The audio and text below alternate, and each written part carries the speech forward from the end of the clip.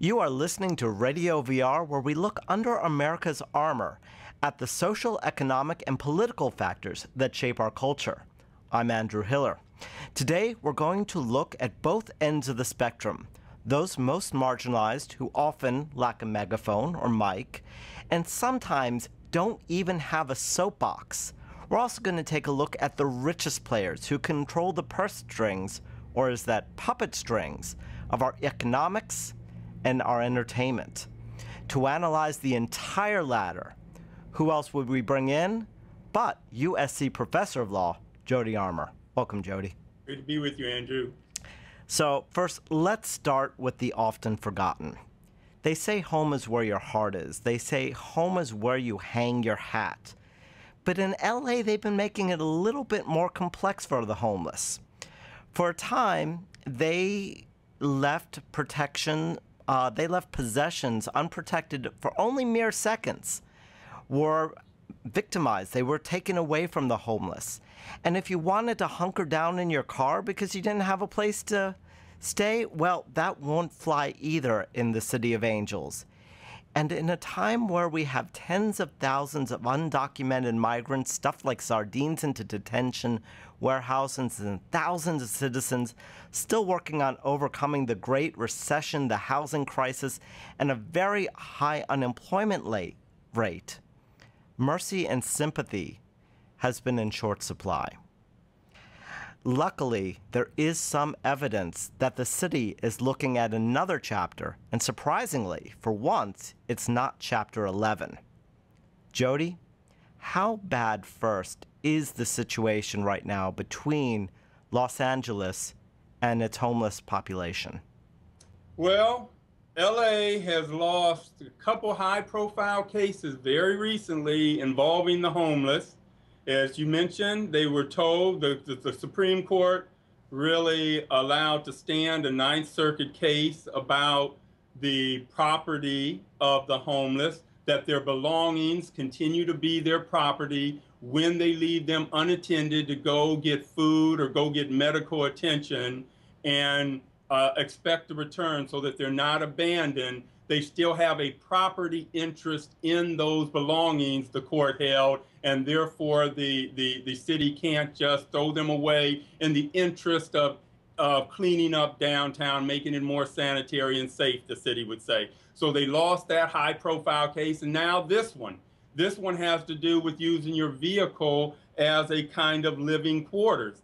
And it was focused on the Venice Beach area, Andrew. And to understand the dynamics of homelessness and how it varies with spaces and flows, understand that right downtown, the issue was homeless people on the sidewalks, obstructing traffic, foot traffic, pedestrian traffic, and the like, not in the city streets so much. And in Venice, the concern is sleeping in your vehicles. You know, we're not talking about as congested an area. We're talking about neighborhoods, homes, residents with homes and neighborhoods, and residents not wanting homeless people to sleep in vehicles outside their home or on their block. And because they will bring down home values, it'll make the neighborhood, less, posh, because we're talking about Venice. We're talking about a seaside community that is kind of the vacation destination spot for many people all over the world. So it's very prized real estate, and there's concern by the residents that the homeless will drag down their property values and their quality of life. So you have, in both cases, the court stepping in and saying, if we just left it to the political process, you would not give adequate weight. You wouldn't show sufficient care and concern for the interest of these homeless people. They aren't represented in the political process. So we're going to have to step in as the court system.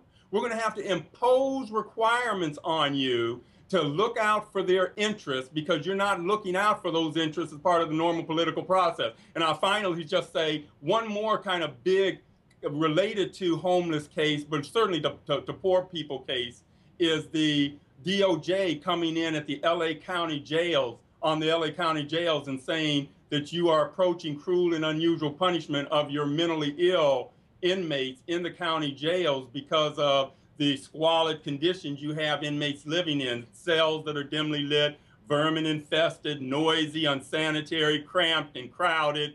And so they said that the jails have become a receptacle for society's problems and the failings of other institutions. And this is a general problem. We see various ways in which we try to deal with the failures of social institutions through criminal justice, through the penal sanction. We come in and say, get your belongings off the street or we will punish you. Don't use your car as a vehicle or we will punish you. We're not going to provide you any mental health services. We're going to close down mental care facilities, and then we're going to punish you for being mentally ill, put you in a county jail with cruel and unusual conditions, and make that our approach to social problems. And so I'm going to wind up with this. I know I've been running long, Andrew, but the concern that the courts have is that taking the criminal justice approach may only exacerbate rather than solve social problems. You can't always take a criminal justice approach to pervasive social problems. It may only really exacerbate those problems. And so that's what we see the struggle going on here being really about. And I think, at least according to the U.S. Ninth Circuit Court of Appeals, the problem is actually a issue of fairness because, many of us probably have an incorrect image of Venice Beach and the beaches of California in sort of a Gidget world. You have your beach bums, you have your people enjoying their time on the surf. And they're saying, you know what? If you're saying that only the homeless can't sleep in their cars, that's pretty arbitrary. That's pretty discriminatory. If it's not for everyone, if you're not laying down the rule that absolutely no one can sleep in their cars, then it's not fair to do that only to the homeless. Yeah, here's the rule they came up with, Andrew, that they really came up with this rule, dates back to 1983 under the Tom Bradley administration and when he was in the mayor's office. But there was a town hall meeting on homelessness in 2010. September 23rd, 2010, and after that meeting, they created the Venice Homeless Task Force. The LAPD created the Venice Homeless Task Force, or so-called task force, that was charged with going around and enforcing this particular statute, this 1983 statute. And here's what it says: use of streets and public parking lots for habitation.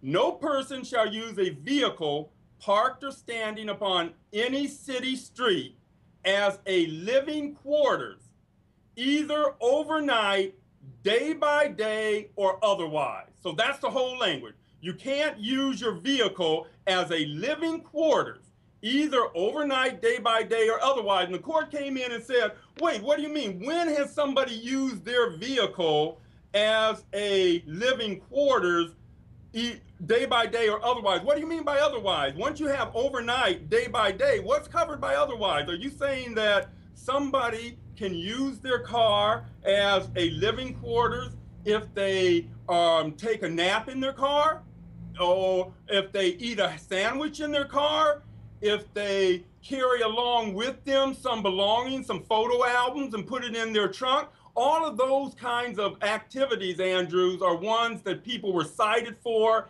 and eventually arrested for because the officers looked at the person and said, hey, you know what? I recognize that you're a homeless person, that you are really using this vehicle as your primary source of habitation. And I'm going to cite you because we've had this town hall meeting and we said we're going to get rid of this problem. We've listened to the community concerns. And I'm going to cite you, even though I wouldn't cite Armour, Jody Armour, if he was sitting taking a nap in a car right next to you, because I don't consider him homeless. I know that I may know that he's a law professor, or when I talk to him, I'll quickly learn that he's a law professor. He'll let me know, and I'll move on to find somebody who is truly homeless, who this statute is really getting at. Now, the statute doesn't say homeless people, we are going after you. It doesn't say that explicitly, right? But And functionally, that's what it meant, right? yes, it doesn't say, it just says, don't use your car as a living quarters, and we'll define what living quarters means very loosely. We'll let the police officer make his or her interpretations at the point of contact. And at the end of the day, what we have is just a very vague law that lets us discriminate against the homeless people. That's who we really want to get. We don't want the people who are, you know, not homeless and, you know, who haven't fallen through the cracks in our social safety nets, et cetera. We don't really want to get those people, but we don't want to pass legislation that explicitly says homeless are not welcome. So we're going to come up with a vague law, and we're going to allow police officers to enforce that vague law in a selective fashion that goes after the people we really want to go after. They know who we really want to go after. We don't have to tell them.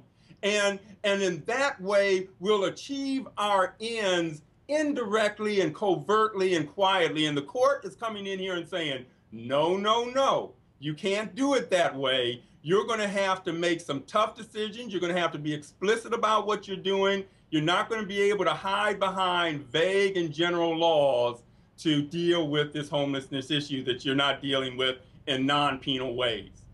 And it actually goes back to what we were saying just a moment ago, because if you decide to give police full discretion over a group of people who, as I said in the introduction, don't have a megaphone, don't have a microphone, and often don't even get on a soapbox, well, then abusing them is very easy, and it comes at no risk or cost to the police or anyone else. Oh yeah, this is about a flaw, arguably a defect in the political process that means that this particular group's voice isn't being heard as part of that process of weighing and balancing competing interests and striking, you know, appropriate balances between the competing interests.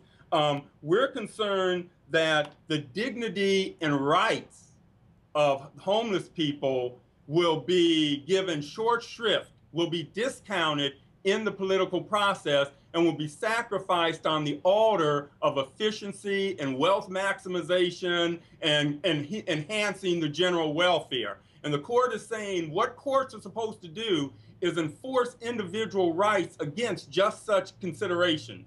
You shouldn't be able to let the general welfare trump individual rights. And we're telling you that the homeless have an individual right in property when it comes to the sidewalks, and we're going to recognize that certain laws that are very vague and used as really pretexts to go after them are also violations of individual rights, their 14th Amendment due process rights. So this is the court stepping in as this body that it's supposed to, being a check on the lawmakers, a check on the legislative branch, and a check on all our popular prejudices, our popular will, and say, no, you have to treat these homeless people as human beings with dignity and not just sacrifice them on the altar of the common, of the general good.